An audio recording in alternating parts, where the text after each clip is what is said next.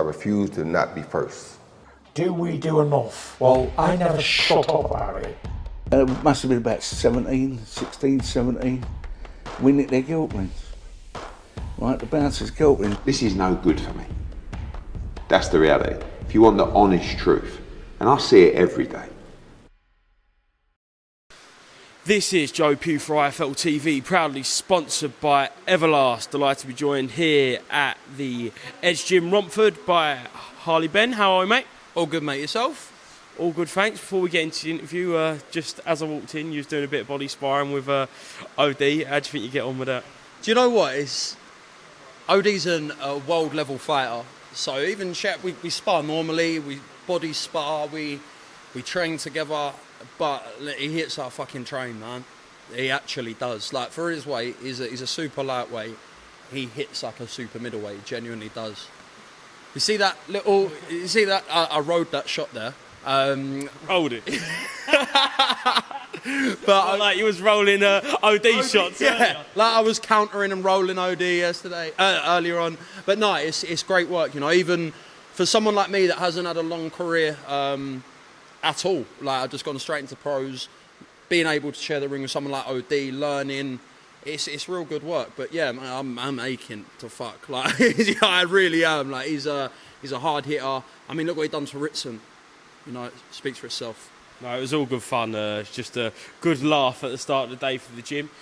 But let's get into it. Last time I spoke to you, you was looking confident that 13th of May, Dubai, Faizan Anwar, obviously, was meant to happen last year. We spoke about it. Lee and your manager was here today. Mm-hmm. And it's all but confirmed now, isn't it? Yeah, all confirmed. We're just waiting on the artwork and the official announcement, but both fighters have announced it. We're just waiting on our official poster. Ain't going to change the result, nothing, no, so. And obviously, back to Dubai. It's going to be a good week out there. Yeah, it is. I mean, really and truly, he should have come here for it because we went there before and he'd done Forrest Gump. So we got to go out there again. But I don't mind it. I don't mind going to beat him up where he lives. It's fine. Yeah, we can all have a nice holiday out of that one, mate. Literally, mate. And I'll put on what I can guarantee is it's going to be the best performance of my career. I'm not leaving any stone unturned outside the gym, inside the gym. Yeah, you've seen I've been here, 4 hours nearly today. You know, I'm going in and I'm pushing myself to the max. I've only ever fought a four-round fight. So the fight originally was meant to be an 8-rounder. Then it got changed to a 10-rounder. The only reason I can see behind that is they're obviously going to try, when I say they, I mean his team, his management, the promotion, are obviously going to give him the best chance of winning possible. In the sense that he's probably thought, right, I've fought a few 8-rounders, he's only fought a 4-rounder, let's push it to 10. So it might not be, it might just be it's a 10-rounder, that's it. But that's my logic behind it. 5-6 weeks out then from the fight, from a conditioning standpoint, how ready do you feel to make that step up? Because it's a big step up from 4 to 10 rounds. 10 or less, firstly. Yeah. 10 or less. But you've got to prepare for 10. Of course, exactly. And I'm not a fighter that looks for the knockout, you know. I box how I'm told by my coaches, and if it's there, it's there. But, of course, I need to be fit for 10, if not more rounds, you know. If we're fighting a 10-round fight, I want to be fit for 14. I want to look as good as I did in the first and second as I do in the 9th and the 10th, if we're still in there in the 9th and the 10th. But, going back to the 4 to 10 rounds, that doesn't faze me, because out of a lot of my 4-rounders, when the fight's finished, I feel like I'm just about to get going. So, listen, I know why they've picked me, in the sense of they're going on a loss that I took 5 years ago from a southpaw fighter, which is perfect, like, because, and he keeps gunning for me about this loss that I took, going, oh, you lost to Lee Hallett, a journeyman that had never beat anyone, blah, blah, blah, blah.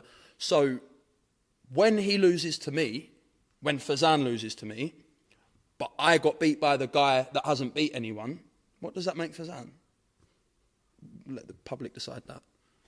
Last time I spoke to you, you said about this newly found confidence in Faizan, and you said, look, you could potentially believe that he maybe enhanced himself with drugs. Has there been any talks about drugs tests for this fight? I would like to do voluntary drug testing for this fight, and if I am, I think Fazan should. But there is a newfound confidence in him. I don't know, like, where's the little boy that looked like he was crying in Dubai and was tripping over his words and stuff like that? No, but it's going to be the same again. I'm going to get out there. We're going to come face to face. He's going to be shouting and this and that, and I'm going to see right through him. And he's probably going to, on fight day. Oh yeah, this was funny. On fight day that was meant to happen last time, they got all the fighters in the room, and I don't know. I just feel like a briefing of how the event's going to go and whatnot, but.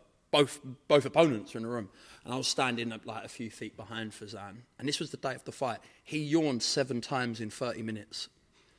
I was on his mind the night before. I'm telling you now, he was tired. He was over the moon when the fight got cancelled, and I was gutted. Fazan, you're a pussy. Well, that leads us nicely into, with all the drug testing talks, leads into Amir Khan. You're probably relieved that we're talking about someone else when it comes to drugs tests, because I know you're getting questioned about your brother all the time. But Amir Khan, over the past couple of days, has been found guilty of taking a banned substance by UKAD. Been banned from all competition for 2 years. Just can I get your reaction to that? Oh, they ain't done him no good, have they? Like, he got punched up by Kell Brook. Like, whatever he was taking hasn't enhanced him, in the sense of, I thought that was his worst performance of his career. So, I mean, yeah, I don't agree with enhancing. It's a dangerous enough sport as it is. It really is. Like, people getting punched in their heads for others' entertainments and their own love for the sport. Genuinely, I think if you are caught juicing or doing whatever, you shouldn't fight, man. It's a sticky one, because people make mistakes in life, but I don't think you can make that mistake. There's too much riding on it. You know the reason why I asked this, because people are comparing it to your brother. From what you know about the two kind of situations, I know you know one more, a hell of a lot more details than the other, but how can they be compared? I don't think they can. All I know is Conor's innocent. I don't know if Amir Khan is. That's what it's for me. Like, I know Conor didn't cheat, and I don't know if Amir Khan did or not. That's what it comes down to in the end for me. And I just want to get your reaction to Conor at the weekend at the AJ fight. I'm sure you've seen the video with Gareth Davies. Just wax the camera at the end. Was that the right thing to do? Well, if Conor's setting the tone like that, and Gareth Davies now approaches me with a mic, I'm going to have to slap it out of his hand as well, because there was obviously a reason for that. Yeah. So, I mean, he's severely annoyed Conor or disrespected him, because Conor, I mean, I haven't seen Conor sort of get the ump like that, really, with a reporter or a journalist or anything like that. I've done interviews with Gareth in the past, but for the time being, I won't be.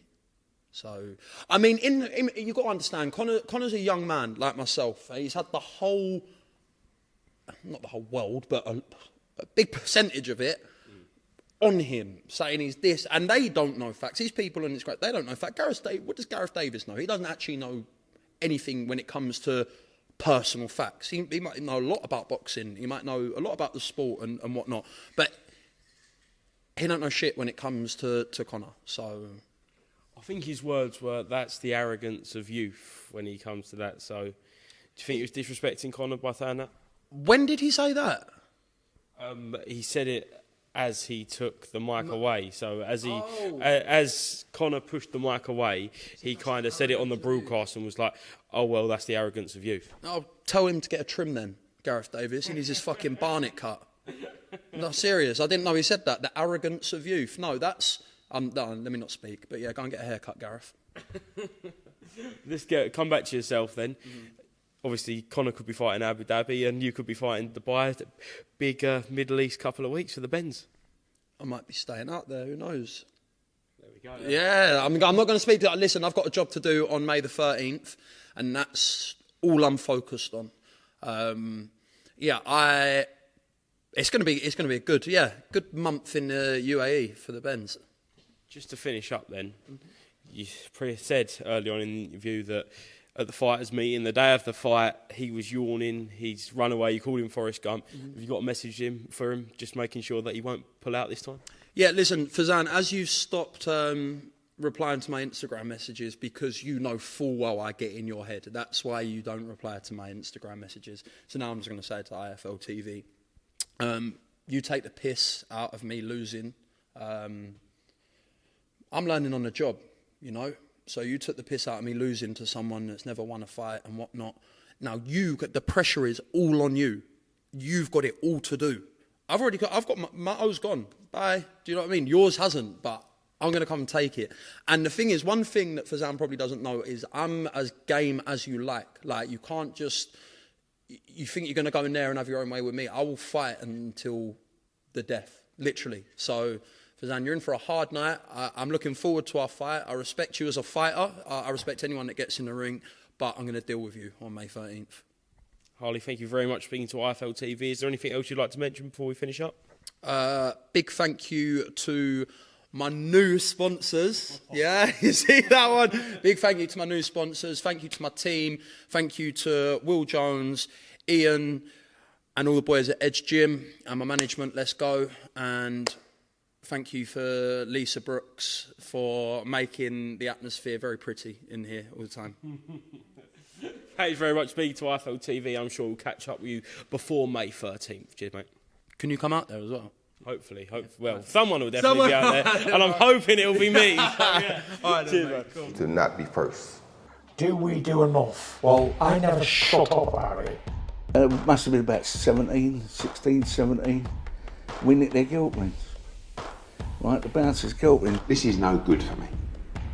That's the reality. If you want the honest truth, and I see it every day,